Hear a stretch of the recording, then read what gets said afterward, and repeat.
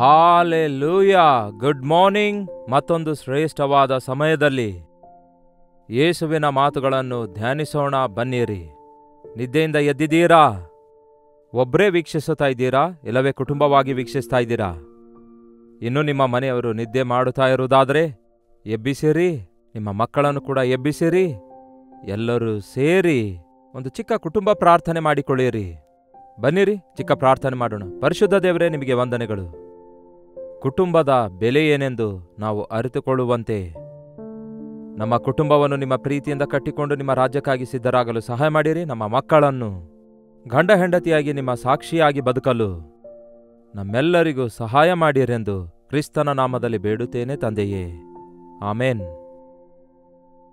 ಬಹಳ ವಿಷಾದ ಪ್ರಿಯರೇ, ಈ ದಿನ ಬಹಳಷ್ಟು ಜನ ಗಂಡ ಹೆಂಡತಿಯರಿಬ್ಬರೂ ಸೇರಿ ಪ್ರಾರ್ಥಿಸುವಂಥದ್ದು, ಸಮಾಧಾನವಾಗಿರುವಂಥದ್ದು, ಏಕ ಮನಸ್ಸುಳ್ಳವರಾಗಿರುವಂಥದ್ದು, ಯೇಸುವನ್ನು ನಂಬಿದ್ದೇವೆ ಎಂದು ಹೇಳುವವರಲ್ಲಿಯೂ ಕೂಡ ಅಪರೂಪವಾಗಿರೋದು ವಿಚಿತ್ರವಾಗಿದೆ.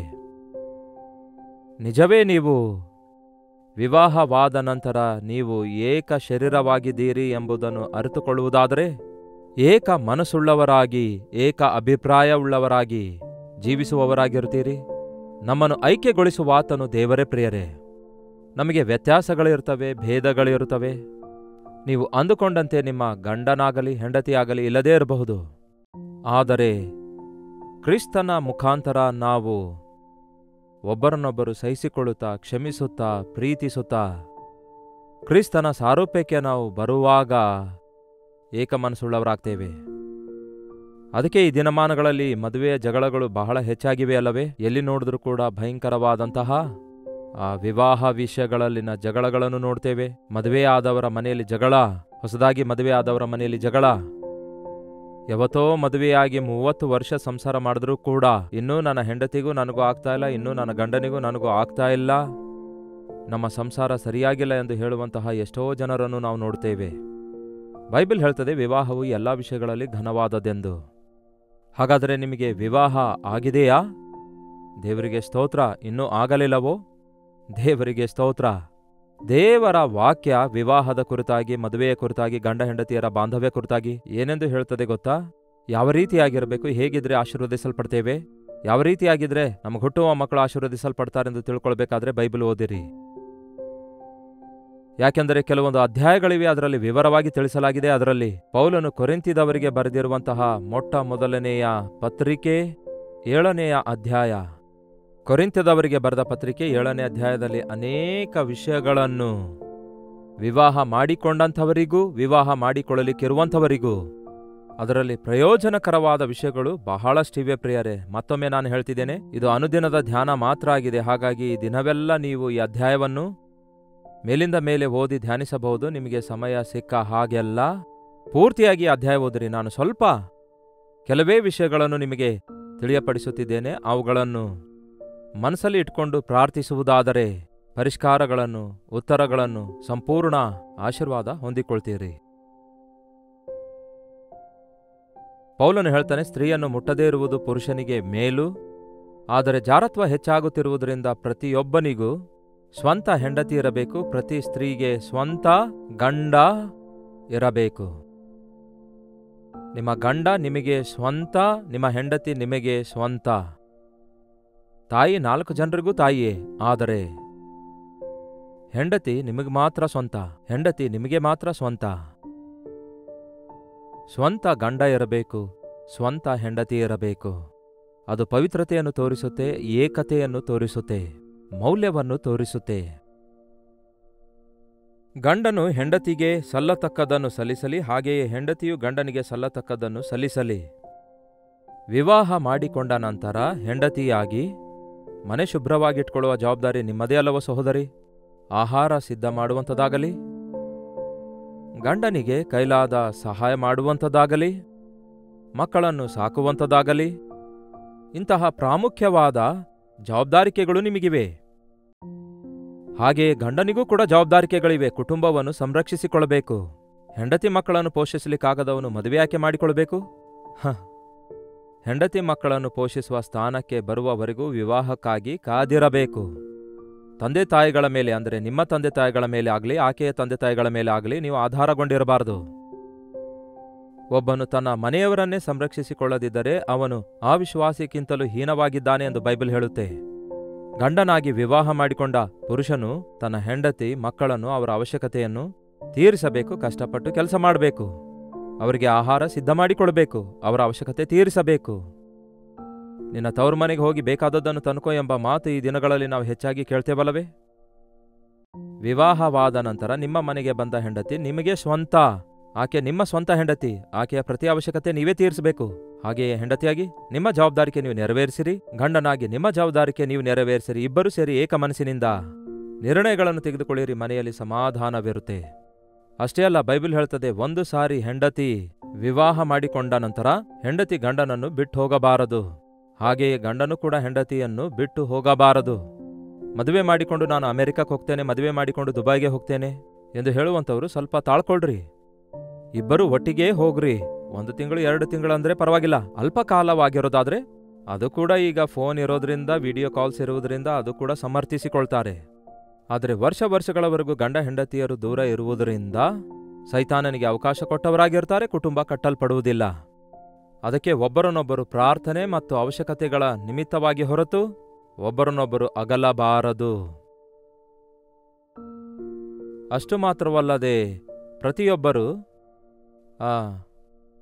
ಮೊದಲು ಯೋಚಿಸಬೇಕು, ಯಾವ ವಯಸ್ಸಲ್ಲಿ ಮದುವೆಯಾಗಬೇಕು ಎಂಬ ನಿರ್ಣಯ ಇಲ್ಲಿಲ್ಲ.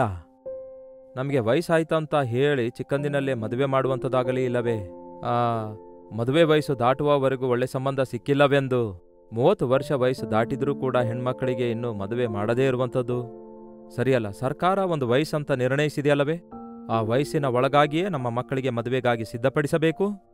ಇನ್ನೂ ಸ್ವಲ್ಪ ಕಾಲ ಕಾದುಕೊಂಡಿದ್ರೆ ಒಳ್ಳೆಯದೇ. ಆದರೆ ಕಾಮಾಭಿಲಾಷೆಗೊಳಗಾಗದಂತೆ ಮದುವೆ ಮಾಡಿಕೊಳ್ಳುವುದು ಒಳ್ಳೆಯದು. ಕೆಲವರ ಶರೀರ ಸ್ವಭಾವದ ಮೇರೆಗೆ, ಇಲ್ಲವಾದರೆ ಅವರ ಒಂದು ಪರಿಸ್ಥಿತಿಯ ಮೇರೆಗೆ ಶೋಧನೆಗಳು, ಜಾರತ್ವದ ಶೋಧನೆಗಳು, ಪಾಪದ ಶೋಧನೆಗಳು ಬರುತ್ತವೆ. ಆದುದರಿಂದ ಕಾಮ ಕೋರಿಕೆಗಳಿಗೆ, ಕಾಮ ಇಚ್ಛೆಗಳಿಗೆ ಅವಕಾಶ ಕೊಡದಂತೆ ಮನಸ್ಸು ಸ್ಥಿರವಾಗಿಟ್ಟುಕೊಳ್ಳದಂಥವರು ವಿವಾಹ ಮಾಡಿಕೊಳ್ಳಬೇಕು. ಅಷ್ಟೇ ಅಲ್ಲ, ಒಂದು ಸಾರಿ ವಿವಾಹ ಮಾಡಿಕೊಂಡ ನಂತರ ಒಬ್ಬರನ್ನೊಬ್ಬರು ಬಿಟ್ಟು ಹೋಗಬಾರದು. ಒಂದು ವೇಳೆ ನಿಮಗೆ ಈಗಾಗಲೇ ಮದುವೆ ಆಗಿರೋದಾದ್ರೆ, ಒಂದು ವೇಳೆ ನಿಮ್ಮ ಹೆಂಡತಿ ಅವಿಶ್ವಾಸಿಯಾಗಿರೋದಾದ್ರೆ, ಈಗ ರಕ್ಷಿಸಲ್ಪಟ್ಟು ನೀವು ನನಗೆ ಈ ಅವಿಶ್ವಾಸಿ ಹೆಂಡತಿ ಬೇಡ, ಹೊಸ ವಿಶ್ವಾಸಿಗೆ ಮದುವೆ ಆಗುತ್ತೇನೆ ಅನ್ನುವ ಹಾಗಿಲ್ಲ. ಅವಿಶ್ವಾಸಿಯಾದ ಹೆಂಡತಿ ನಿಮ್ಮೊಂದಿಗೆ ಸಂಸಾರ ಮಾಡಲು ಇಚ್ಛಿಸುವುದಾದರೆ ನೀವು ಆಕೆಯನ್ನು ಬಿಟ್ಟು ಬಿಡಬಾರದು. ಹಾಗೆಯೇ ನಿಮ್ಮ ಗಂಡನನ್ನು ವಿಶ್ವಾಸಿ ಅಲ್ಲವೆಂದು ಬಿಟ್ಟು ಬಿಡಬಾರದು. ಯಾಕೆಂದರೆ ನಿಮ್ಮ ನಂಬಿಕೆಯೇ ನಿಮ್ಮ ಗಂಡನಿಗೆ ಪರಿಶುದ್ಧಗೊಳಿಸುತ್ತದೆ ಮತ್ತು ನಿಮ್ಮ ಪ್ರಾರ್ಥನೆಯೇ ನಿಮ್ಮ ಹೆಂಡತಿಯನ್ನು ಮಾರ್ಪಡಿಸುತ್ತದೆ. ನೀವು ಒಂದಾಗಿರುವಾಗ ನಿಮ್ಮ ಮಕ್ಕಳು ಪವಿತ್ರರಾಗುತ್ತಾರೆ. ತಿಮೋತಿ ಎನ್ನುವ ಯವನಸ್ಥನ ತಂದೆ ಗ್ರೀಕನಾಗಿದ್ದನು, ತಾಯಿ ಯಹೂದ್ಯಳಾಗಿದ್ದಳು. ತಂದೆ ಅವಿಶ್ವಾಸಿ, ತಾಯಿ ವಿಶ್ವಾಸಿಯಾಗಿದ್ದಳು. ಆದರೆ ದೇವರು ಅವರನ್ನು ಆಶೀರ್ವದಿಸಿದಾಗ ಆ ತಾಯಿ ತಾನು ವಿಶ್ವಾಸಿಯಾಗಿರುವುದರಿಂದ ತನ್ನ ನಂಬಿಕೆಯಿಂದ ತನ್ನ ಗಂಡನನ್ನು, ಮಗನನ್ನು ರಕ್ಷಣೆಯೊಳಗೆ ನಡೆಸುತ್ತಾಳೆ. ಹಾಗಾಗಿ ಅವಿಶ್ವಾಸಿಯಾದ ಗಂಡನಿರುವುದಾದರೆ ಅವರನ್ನು ಗೌರವಿಸಿರಿ, ಪ್ರೀತಿಸಿರಿ. ರಕ್ಷಣೆ ಹೊಂದಿಲ್ಲ ಎಂಬುದಾಗಿ ಅವರಿಗೆ ಕೀಳಾಗಿ ನೋಡಿ ಅವರನ್ನು ಕೊನೆಗೆ ಬಿಟ್ಟು ಬಿಡಬಾರದು ಎಂಬುದಾಗಿ ದೇವರ ವಾಕ್ಯ ಹೇಳುತ್ತೆ, ನಾನಷ್ಟೇ ಅಲ್ಲ. ಹಾಗಾಗಿ ನಾವು ಹೇಗಿದ್ದೇವೆ ಎಂಬ ಸಂಗತಿಯನ್ನು ಕುಟುಂಬದಲ್ಲಿ ದಿನ ನೋಡುತ್ತೇವೆ. ಇನ್ನು ಸ್ವಲ್ಪ ಕೆಳಗೆ ಹೋಗುವುದಾದರೆ 26ನೇ ವಚನ ಹೇಳುತ್ತೆ, ಸುಮ್ಮನೆ ಮದುವೆ ಅನ್ನಬಾರದು. ಇತ್ತೀಚೆಗೆ ಹೆಚ್ಚು ಮದುವೆ ಆಗ್ತಾ ಇವೆ ಅಲ್ಲವೇ? ಅಂಥವರು ದುಡುಕಿ ಮದುವೆ ಮಾಡಿಕೊಳ್ತಾರೆ. ನಂತರ ಅಂದರೆ ಲೌಕಿಕ ಆಲೋಚನೆಯ ಮೇರೆಗೆ ಮದುವೆ ಆಗುವವರಿಗೋಸ್ಕರ ಈ ಬೈಬಲ್ ಹೇಳ್ತದೆ, ಈಗಿನ ಕಷ್ಟಕಾಲದ ನಿಮಿತ್ತ ಪುರುಷನು ಇದ್ದ ಹಾಗೆ ಇರುವುದು ಒಳ್ಳೆಯದೆಂದು ಭಾವಿಸುತ್ತೇನೆ. ಎಸ್ ಪ್ರಿಯರೇ, ನೀವು ಎಲ್ಲೋ ಅಮೆರಿಕಾದಲ್ಲಿ ಸೆಟ್ಲ್ ಆಗಿರ್ತೀರಿ, ದುಬೈಯಲ್ಲಿ ಇರ್ತೀರಿ, ಇನ್ನೊಂದು ದೇಶದಲ್ಲಿ ಇರ್ತೀರಿ, ಇನ್ನೊಂದು ಪ್ರಾಂತ್ಯದಲ್ಲಿ ಇರ್ತೀರಿ, ಇನ್ನೊಂದು ಡ್ಯೂಟಿಯಲ್ಲಿ ಇರ್ತೀರಿ, ಇನ್ನೊಂದು ಸೈನ್ಯದಲ್ಲಿ ಇರ್ತೀರಿ. ಸೊ ಇವಾಗ ತಕ್ಷಣವೇ ಮದುವೆ ಮಾಡಿಕೊಳ್ಬೇಕು, ನನ್ನ ಮದುವೆ ಆಗಬೇಕು, ನಮ್ಮ ಮಗಳಿಗೆ ಮದುವೆ ಮಾಡಬೇಕು ಎಂದು ದುಡುಕಿ ಅವರಿಗೆ ಮದುವೆ ಮಾಡಿ ಆ ನಂತರ ವರ್ಷಗಳವರೆಗೂ ಅವರು ಬೇರೆ ಬೇರೆ ಇರುವುದರಿಂದ ಇನ್ನಷ್ಟು ತೊಂದರೆಗಳಿಗೆ, ಇನ್ನಷ್ಟು ಅನರ್ಥಗಳಿಗೆ ಒಳಗಾಗುತ್ತಾರೆ. ಹಾಗಾಗಿ ಈಗಿರುವ ಸ್ಥಿತಿಯ ಮೇರೆಗೆ ನೀನಿದ್ದ ಸ್ಥಿತಿಯಲ್ಲಿ ಇರುವುದೇ ಒಳ್ಳೆಯದು. ಹೆಂಡತಿಯನ್ನು ಕಟ್ಟುಕೊಂಡಿದೆಯೋ ಬಿಡುಗಡೆಯಾಗುವುದಕ್ಕೆ ಪ್ರಯತ್ನಿಸಬೇಡ. ಹೆಂಡತಿ ಇಲ್ಲದೆ ಬಿಡುವಾಗಿದ್ದೀರೋ ಹಾಗಾದರೆ ವಿವಾಹ ಕೋರಬೇಡಿ. ವಿಚಿತ್ರವೇನೆಂದರೆ ಮದುವೆ ಆಗಬೇಕಾದವರೆಲ್ಲರೂ ಯಾವಾಗ ನನ್ನ ಮದುವೆ, ಯಾವಾಗ ನನ್ನ ಮದುವೆ, ಯಾವಾಗ ನನ್ನ ಮದುವೆ ಎಂದು ದುಡುಕುತ್ತಾ ಇರ್ತಾರೆ. ಮದುವೆ ಆದ ನಂತರ ಅಯ್ಯೋ ಅವಾಗ್ಲೇ ಯಾಕೆ ಮದುವೆ ಆದೆ, ಅವಾಗ್ಲೇ ಯಾಕೆ ಮದುವೆ ಆದೆ ಅನ್ನುತ್ತಾರೆ. ಕೆಲವು ದಿನ ಒಬ್ಬಂಟಿಗನಾಗಿದ್ರೆ ಚೆನ್ನಾಗಿತ್ತು ಎಂದು ಆಸೆ ಪಡ್ತಾರೆ. ಅದೂ ತಪ್ಪು, ಇದೂ ತಪ್ಪು. ಮದುವೆ ಆದ್ಮೇಲೆ ಹೆಂಡತಿಯನ್ನು ಕಟ್ಟುಕೊಂಡಿದ್ದೀರೋ ಹಾಗಾದ್ರೆ ಬೇರೆ ಆಗ್ಬಾರ್ದು. ಮದುವೆ ಆಗಲಿಲ್ಲವೋ ಸುಮ್ಮನೆ ಮದುವೆಗೋಸ್ಕರ ತೊಂದರೆ ಪಡಬಾರದು. ಹೌದಲ್ಲವೇ? ದೇವರ ವಾಕ್ಯ ಎಷ್ಟು ಚೆನ್ನಾಗಿ ಯಾರು ಯಾವಾಗ ಯಾವ ರೀತಿಯಾಗಿರಬೇಕೆಂದು ತಿಳಿಸುತ್ತದೆ ನೋಡಿ. ಒಂದು ವೇಳೆ ನೀನು ಮದುವೆ ಮಾಡಿಕೊಂಡರೂ ಪಾಪವಿಲ್ಲ. ಮದುವೆ ಆಗೋದು ಪಾಪವೇನಲ್ಲ. ಮದುವೆ ಇಲ್ಲದೆ ಈ ದಿನ ತಿರುಗಾಡ್ತಾರಲ್ಲವೇ ಡೇಟಿಂಗ್ ಅಂತ ಹೇಳಿ. ಅಂದ್ರೆ ಬಹಳಷ್ಟು ಜನ ನಮ್ಮಿಷ್ಟ, ನಾವು ಒಬ್ಬರನ್ನೊಬ್ಬರು ಇಷ್ಟಪಡ್ತಿದ್ದೇವೆಂದು, ಲವ್ ಮಾಡ್ತಿದ್ದೇವೆಂದು ಹೇಳಿ ಮದುವೆ ಆಗದೆ, ವಿವಾಹವಿಲ್ಲದೆ, ಹಿರಿಯರ ಅನುಮತಿ ಇಲ್ಲದೆ, ದೇವರ ಆಶೀರ್ವಾದವಿಲ್ಲದೆ, ಒಂದು ಒಡಂಬಡಿಕೆ ಇಲ್ಲದೆ ಇಷ್ಟ ಬಂದಂತೆ ತಿರುಗಾಡುವಂಥದ್ದು ಅದು ಭಯಂಕರವಾದ ಪಾಪ ಆಗಿದೆ. ಅದಕ್ಕೆ ಜಾರತ್ವ ಅನ್ನಲಾಗುತ್ತದೆ. ಮದುವೆ ಆದ ನಂತರ ಯಾವುದೇ ಜಾತಿ, ಮತ, ಕುಲಕ್ಕೆ ಅದು ಸಂಬಂಧಪಟ್ಟದ್ದಾಗಿರೋದಿಲ್ಲ. ಇಬ್ಬರ ಮನಸ್ಸು ಒಂದಾಗಿ ಅವರು ಮದುವೆ ವಯಸ್ಸಿಗೆ ಬಂದಿರುವುದಾದರೆ ಕಾನೂನು ಕೂಡ ಒಪ್ಪಿಕೊಳ್ಳುತ್ತೆ. ಆದರೆ ನೀವು ಅವಿಶ್ವಾಸಿಯೊಂದಿಗೆ ಇಜ್ಜುಡರಾಗುವುದಾದರೆ ಕಷ್ಟದ ಪಾಲಾಗ್ತೀರಿ. ವಿವಾಹ ಆದ ನಂತರ ನಿಮ್ಮ ಪರಿಸ್ಥಿತಿ ಕುರಿತು ಆಲೋಚಿಸಿಕೊಂಡು ಮದುವೆ ಮಾಡಿಕೊಳ್ಳಿ. ಈಗ ಚೆನ್ನಾಗಿದೆ ಬಿಡಿ ಅಂದುಕೊಂಡ್ರೆ ಸಾಲೋದಿಲ್ಲ. ಅದಕ್ಕಾಗಿಯೇ ಇಲ್ಲಿ ವಾಕ್ಯ ಹೇಳ್ತದೆ, ನೀವು ಮದುವೆ ಮಾಡಿಕೊಳ್ಳುವುದಾದರೆ ಪಾಪವೇನಿಲ್ಲ. ಕನ್ಯೆಯೂ ಮದುವೆ ಮಾಡಿಕೊಂಡರೂ ಪಾಪವಿಲ್ಲ. ಆದರೆ ಮದುವೆ ಮಾಡಿಕೊಂಡವರಿಗೆ ಶರೀರ ಸಂಬಂಧವಾಗಿ ಕಷ್ಟ ಅನುಭವಿಸಬೇಕಾಗುತ್ತದೆ. ಮದುವೆ ಆದಂದಿನಿಂದ ಕಷ್ಟ ಅನ್ನುವುದಾದರೆ ಹೌದು ಪ್ರಿಯರೇ, ಮೊದಲೇ ಹೇಳ್ತಿದ್ದೇವೆ, ಮದುವೆ ಮಾಡಿಕೊಳ್ಳುವುದಾದರೆ ಕಷ್ಟಗಳಿರುತ್ತವೆ, ಜವಾಬ್ದಾರಿಕೆ ಇರುತ್ತೆ. ನಿಮ್ಮಿಷ್ಟ ಬಂದಂತೆ ಇರುವ ಹಾಗಿಲ್ಲ. ನಿಮ್ಮ ಹೆಂಡತಿಗೆ ಸಂತೋಷ ಪಡಿಸಬೇಕು, ಗಂಡನಿಗೆ ಅಧೀನಳಾಗಿರಬೇಕು, ಮಕ್ಕಳ ಜವಾಬ್ದಾರಿಕೆ ವಹಿಸಬೇಕು. ಮನೆ ಬಾಡಿಗೆ ಹೆಚ್ಚಾಗುತ್ತೆ, ಆದಾಯ ಇರಬೇಕು. ಮನೆ ಬಾಡಿಗೆ ಕಟ್ಟಬೇಕು, ಕರೆಂಟ್ ಬಿಲ್ ಕಟ್ಟಬೇಕು, ಎಲ್ಲ ಅವಶ್ಯಕತೆ ತೀರಿಸಬೇಕು. ನಿಮ್ಮ ತಂದೆ ತಾಯಿಗಳೊಂದಿಗೆ ಒಳ್ಳೆಯವರಾಗಿರೋದು ದೊಡ್ಡ ವಿಷಯವಲ್ಲ. ಅತ್ತೆ ಮಾವ ಅವರೊಂದಿಗೂ ಸಮಾಧಾನದಿಂದಿರಬೇಕು. ನಿಮ್ಮ ಸಂಬಂಧಿಕರೊಂದಿಗಲ್ಲದೆ ಹೆಂಡತಿಯ ಸಂಬಂಧಿಕರೊಂದಿಗೂ ಕೂಡ ನೀವು ಸಮಾಧಾನದಿಂದಿರಬೇಕು. ಆ ಕಡೆ ಈ ಕಡೆಯಿಂದ ಬರುವಂತಹ ಹೋರಾಟಗಳನ್ನೆಲ್ಲ ಎದುರಿಸಿ ತಾಳಿಕೊಳ್ಳುವ ತಾಳ್ಮೆ ನಿಮಗಿರಬೇಕು. ಮದುವೆ ಆದ ಮೇಲೆ ಗರ್ಭಿಣಿಯಾಗುತ್ತೀರಿ. ಗರ್ಭ ಧರಿಸಿದಾಗ ಕಷ್ಟ ಇರುತ್ತೆ. ಗರ್ಭ ಹೊರಬೇಕು, ಪ್ರಸವ ವೇದನೆ ಪಡಬೇಕು, ಮಕ್ಕಳನ್ನು ಬೆಳೆಸಬೇಕು. ಅಯ್ಯೋ ಈ ರೀತಿ ಭಯಪಡಿಸಬೇಡಿ, ನನಗೆ ಮದುವೆ ಬೇಡ ಅನ್ನುತ್ತೀರಾ? ಹಾಗಂತ ಯಾರಾದರೂ ಬಿಟ್ಟುಬಿಡ್ತಾ ಇದ್ದಾರೋ? ಈ ಕಷ್ಟಗಳಲ್ಲಿ, ಈ ಶ್ರಮೆಗಳಲ್ಲಿ ಎಷ್ಟು ಆನಂದವಿದೆ ಎಂದು ಆ ದಂಪತಿಗಳಿಗೆ ಕೇಳಿದ್ರೆ ಹೇಳ್ತಾರೆ, ತಂದೆ ತಾಯಿಗಳಿಗೆ ಕೇಳಿದ್ರೆ ಹೇಳ್ತಾರೆ. ಒಂದು ಕುಟುಂಬದಲ್ಲಿ ಮಕ್ಕಳನ್ನು ಹೊಂದಿಕೊಂಡಿರುವ ತಂದೆ ತಾಯಿಗಳಿಗಿರುವ ತೃಪ್ತಿ ಕೋಟ್ಯಾಂತರ ರೂಪಾಯಿ ಸಂಪಾದಿಸುವುದರಲ್ಲಿಯೂ ಕೂಡ ಇರಲ್ಲ ಪ್ರಿಯರೇ. ಕೋಟ್ಯಾಧೀಶ್ವರರಿಗೂ ಕೂಡ ಮಕ್ಕಳಿಲ್ಲದಿರುವಾಗ ಅವರಿಗೆ ಕೊರತೆ ಅನ್ನೋದು ಇದ್ದೇ ಇರುತ್ತೆ. ಒಂದು ಹೊತ್ತು ಕೂಳಿಲ್ಲದವನು ಕೂಡ ಚಿಕ್ಕ ಮಗು ಇರುವುದಾದ್ರೆ ಎಷ್ಟೋ ಆನಂದದಿಂದ ಇರುವಂಥವನಾಗಿರುತ್ತಾನೆ, ಮಗುವಿಗಾಗಿ ಎಷ್ಟೋ ತ್ಯಾಗ ಮಾಡುತ್ತಾನೆ. ಗರ್ಭಫಲವು ಯೆಹೋವನು ಕೊಡುವ ಬಹುಮಾನ, ಪುತ್ರ ಸಂತಾನವು ಆತನ ಸ್ವಾಸ್ಥ್ಯವಾಗಿದೆ. ನೀವು ಕಷ್ಟಪಟ್ಟು ನಿಮ್ಮ ಮಕ್ಕಳನ್ನು ದೇವರ ಭಯಭಕ್ತಿಯಲ್ಲಿ ಬೆಳೆಸುವಾಗ ನಿಮ್ಮ ವೃದ್ಧಾಪ್ಯದಲ್ಲಿ ನೀವು ಸುಖಪಡುತ್ತೀರಿ. ಯಾಕೆಂದರೆ ನಿಮ್ಮ ಮಕ್ಕಳು ನಿಮ್ಮನ್ನು ಪ್ರೀತಿಸುತ್ತಾರೆ, ನಿಮ್ಮನ್ನು ಆದರಿಸುತ್ತಾರೆ. ನೀವು ಪೋಷಿಸಿ ಬೆಳೆಸಿರುವಂತಹ ಮಕ್ಕಳು ನಿಮಗೆ ಧನನಿಧಿಗಳಾಗಿ ಮಾರ್ಪಡ್ತಾರೆ. ಒಬ್ಬ ವ್ಯಕ್ತಿಗೆ ಬಹಳಷ್ಟು ಸಂಬಳ ಬರ್ತಾ ಇತ್ತು. ನಿನ್ನ ಸಂಬಳವೆಲ್ಲ ಏನ್ ಮಾಡ್ತಾ ಇದೀಯಪ್ಪ, ಎಲ್ಲಿ ಖರ್ಚು ಮಾಡ್ತಾ ಇದ್ದೀ ಎಂದು ಅವನಿಗೆ ಕೇಳಿದ್ರೆ ಆಗ ಅವನು ಹೇಳ್ತಾನಂತೆ, ಸ್ವಲ್ಪ ನಾನು ಸಾಲವನ್ನು ತೀರಿಸಿಕೊಳ್ತಾ ಇದ್ದೇನೆ, ಇನ್ನೂ ಸ್ವಲ್ಪ ಬಂಡವಾಳ ಹಾಕ್ತಿದ್ದೇನೆ ಅಂದನಂತೆ. ಅದೇನು ನಿನಗೆ ಸಾಲವೇನು ಇಲ್ವಲ್ಲ, ಸಾಲ ತೀರಿಸೋದೇನು, ಮತ್ತೆ ಬಂಡವಾಳ ಏನು, ನೀನು ಎಲ್ಲಿಯೂ ವ್ಯಾಪಾರ ಮಾಡ್ತಾ ಇಲ್ವಲ್ಲ ಎಂದು ಕೇಳಿದ್ರೆ ಆಗ ಅವನು ಹೇಳ್ತಾನಂತೆ, ನಾನು ನನ್ನ ಸಂಪಾದನೆಯಲ್ಲಿ ಸ್ವಲ್ಪ ಭಾಗವನ್ನು ನನಗೆ ಇಲ್ಲಿಯವರೆಗೂ ಇಷ್ಟೊಂದು ಸಾಕಿ ಸಲಹಿ ದೊಡ್ಡವನನ್ನಾಗಿ ಮಾಡಿರುವ ತಂದೆ ತಾಯಿಗಳಿಗೆ ಋಣಸ್ಥನಾಗಿರೋದ್ರಿಂದ ಅವರ ವೃದ್ಧಾಪ್ಯದಲ್ಲಿ ಅವರಿಗೆ ಸಹಾಯ ಮಾಡಬೇಕನ್ನುತ್ತಿದ್ದೇನೆ. ಮತ್ತೆ ಈ ಬಂಡವಾಳ ಎದಕ್ಕೆ? ನನಗೆ ದೇವರು ಕೊಟ್ಟಿರುವ ಮಕ್ಕಳನ್ನು ಕಷ್ಟಪಟ್ಟು ಬೆಳೆಸಿ ಅವರನ್ನು ಚೆನ್ನಾಗಿ ಓದಿಸಿ ಅವರ ಅವಶ್ಯಕತೆಯೆಲ್ಲ ತೀರಿಸಿ ಪ್ರೀತಿಯಿಂದ ಬೆಳೆಸುತ್ತಿದ್ದೇನೆ. ಆ ನನ್ನ ಮಕ್ಕಳು ಬೆಳೆದು ದೊಡ್ಡವರಾದ ಮೇಲೆ ಅವರೇ ನನ್ನ ಬಂಡವಾಳ ಆಗಿರ್ತಾರೆ. ನನ್ನ ವೃದ್ಧಾಪ್ಯದಲ್ಲಿ, ನನ್ನ ಅವಶ್ಯಕತೆಯಲ್ಲಿ ನನ್ನ ಜೊತೆ ಇರುತ್ತಾರೆ. ವಾಕ್ಯ ಹೇಳುತ್ತೆ, ಯೌವನ ಕಾಲದಲ್ಲಿ ಹುಟ್ಟಿರುವ ಮಕ್ಕಳು ಯುದ್ಧವೀರನ ಕೈಯಲ್ಲಿರುವ ಬಾಣದಂತಿದ್ದಾರೆ ಎಂದು ವಾಕ್ಯ ಹೇಳಲಾಗಿದೆ. ಅದಕ್ಕೆ ವಿವಾಹ ದೇವರು ಏರ್ಪಡಿಸಿರುವ ವ್ಯವಸ್ಥೆಯಾಗಿದೆ. ಅದು ದೇವರ ಆಶೀರ್ವಾದದೊಂದಿಗೆ ನಡೆಯುವಾಗ ಕುಟುಂಬವಾಗಿ ನಾವು ಅಭಿವೃದ್ಧಿಯಾಗ್ತೇವೆ. ನಾವು ಮಕ್ಕಳನ್ನು ನೋಡ್ತೇವೆ. ಈ ಲೋಕಕ್ಕೆ ಒಳ್ಳೆ ಕುಟುಂಬಗಳು ಈ ದಿನ ಬೇಕು ಪ್ರಿಯರೇ. ಒಳ್ಳೆ ದೇಶ ಆಗಬೇಕಾದ್ರೆ ಒಳ್ಳೆ ಸಮುದಾಯ ಆಗಬೇಕು. ಒಳ್ಳೆ ಸಮುದಾಯ ಆಗಬೇಕಾದ್ರೆ ಒಳ್ಳೆ ಕುಟುಂಬ ಆಗಬೇಕು. ಒಳ್ಳೆ ಕುಟುಂಬ ಆಗಬೇಕಾದ್ರೆ ದೇವರಲ್ಲಿ ಭಯಭಕ್ತಿ ಉಳ್ಳಂತಹ ಗಂಡ ಹೆಂಡತಿಯರಾಗಬೇಕು. ತಮ್ಮ ಮಕ್ಕಳನ್ನು ದೇವರ ಭಕ್ತಿಯಲ್ಲಿ ಬೆಳೆಸುವವರಾಗಿರಬೇಕು.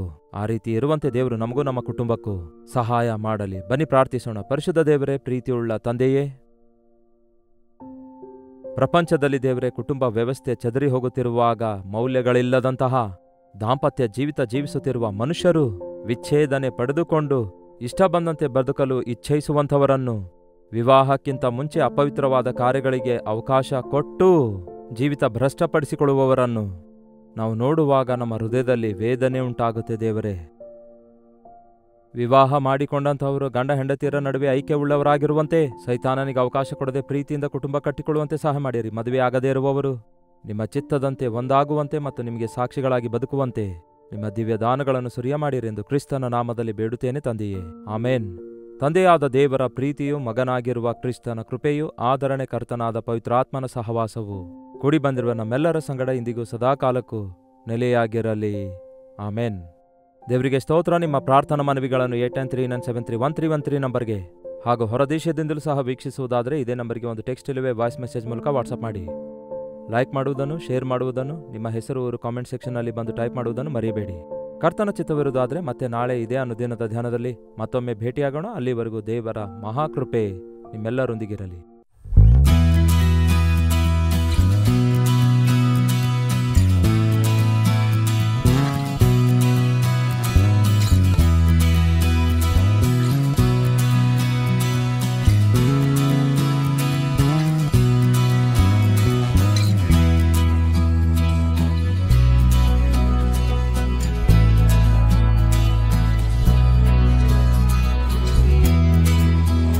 ಹಾಲೆಲೂಯಾ! ಬೆಂಗಳೂರಿನ ಸುತ್ತಮುತ್ತಲಿರುವವರಿಗೂ ಒಂದು ಶುಭವಾರ್ತೆ. ಕರ್ತನ ಚಿತ್ತವಿದ್ದರೆ ಈ ಆಗಸ್ಟ್ 15ನೇ ತಾರೀಕಿನಂದು ಒನ್ ಡೇ ಗೆಟ್ ಟುಗೆದರ್ ಅನ್ನು ಮತ್ತು ಯೂತ್ ಮೀಟಿಂಗ್ ಅನ್ನು ಬೆಂಗಳೂರಿನಲ್ಲಿ ಏರ್ಪಡಿಸುತ್ತಿದ್ದೇವೆ. ಮಧ್ಯಾಹ್ನ 2 ಗಂಟೆಯಿಂದ ಸಂಜೆ 6 ಗಂಟೆವರೆಗೂ ಯವನಸ್ಥರಿಗೋಸ್ಕರ ಪ್ರತ್ಯೇಕವಾದ ಯೂತ್ ಸೆಷನ್ ಇರುತ್ತೆ. ಯವನಸ್ಥರೆಲ್ಲರೂ ತಪ್ಪದೇ ಬನ್ನಿರಿ, ಹಿರಿಯರು ಕೂಡ ಬರಬಹುದು. ಇದು ನಿಮ್ಮೆಲ್ಲರಿಗೂ ಎಷ್ಟೋ ಉಜ್ಜೀವನಕರವಾಗಿ ಆಶೀರ್ವಾದಕರವಾಗಿರುತ್ತದೆ ಮತ್ತು ನಿಮ್ಮ ಸಮಸ್ಯೆ ತೀರಿಸಿಕೊಳ್ಳುವುದಕ್ಕಾಗಿ, ನೀವು ಆಧ್ಯಾತ್ಮಿಕವಾಗಿ ಕರ್ತನಿಗೆ ಸಾಕ್ಷಿಗಳಾಗಿ ಜೀವಿಸುವ ಹಾಗೆ ದೇವರ ಸನ್ನಿಧಿಯಲ್ಲಿ ಆತನ ಬಲವನ್ನು ಹೊಂದಿಕೊಳ್ಳುವುದಕ್ಕಾಗಿ ನಿಮ್ಮೆಲ್ಲರಿಗೂ ಎಷ್ಟೋ ಉಪಯೋಗಕರವಾಗಿರುತ್ತೆ. ಯವನಸ್ಥರೇ, ತಪ್ಪದೇ ಬನ್ನಿರಿ, ಆಧ್ಯಾತ್ಮಿಕ ಬಲವನ್ನು ಹೊಂದಿಕೊಳ್ಳಿರಿ. ಸಂಜೆ 6 ಗಂಟೆಯಿಂದ ರಾತ್ರಿ 10 ಗಂಟೆವರೆಗೂ 2ನೇ ಸೆಷನ್ ಇರುತ್ತೆ. ಈ 2 ಸೆಷನ್ಸ್ಗಳಲ್ಲಿ ನೀವು ಪಾಲ್ಗೊಂಡವರಾಗಿ ದೈವಾಶೀರ್ವಾದ ಹೊಂದಬೇಕೆಂದು ಮತ್ತು ಮುಖಾಮುಖಿಯಾಗಿ ನಿಮ್ಮನ್ನು ನೋಡಿ ನಿಮಗಾಗಿ ಪ್ರಾರ್ಥಿಸಬೇಕೆಂದು ನಾನು ಬಯಸುತ್ತಿದ್ದೇನೆ. 2ನೇ ಸೆಷನ್ ಆದ ನಂತರ ವೈಯಕ್ತಿಕವಾಗಿ ಪ್ರಾರ್ಥಿಸಲು ಸಮಯ ಸಾಕಾಗದೇ ಇರುವುದರಿಂದ ಮೊದಲ ಸೆಷನ್ ಆದ ತಕ್ಷಣವೇ ವೈಯಕ್ತಿಕವಾಗಿ ನಿಮ್ಮೆಲ್ಲರಿಗೋಸ್ಕರ ಪ್ರಾರ್ಥಿಸಲು ನಾನು ಸಿದ್ಧನಾಗಿರುತ್ತೇನೆ. ನೀವು ತಕ್ಕ ಸಮಯಕ್ಕೆ ಬರುವುದಾದರೆ ಖಂಡಿತವಾಗಿಯೂ ನಿಮ್ಮೆಲ್ಲರಿಗೋಸ್ಕರ ವಿಶೇಷವಾಗಿ ಪ್ರಾರ್ಥಿಸಲು ನಾನು ಸಿದ್ಧನಾಗಿರುತ್ತೇನೆ. ವಿಳಾಸ ಗಮನಿಸಿರಿ. Hudson community centre, CSI compound, opposite to Mitralaya girls high school, near corporation circle, Bangalore.